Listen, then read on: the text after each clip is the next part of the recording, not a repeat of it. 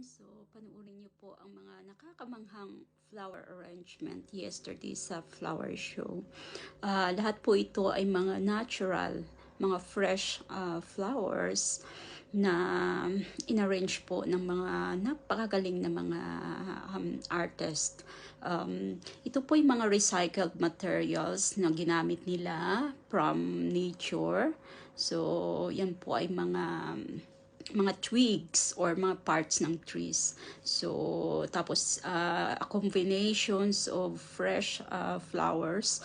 Napakaganda po tingnan. Tapos kinulayan lang po yung iba.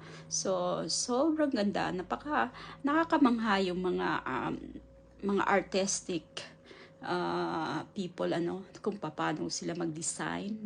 Sobrang nakakamangha. Napakaganda po ng mga display nila.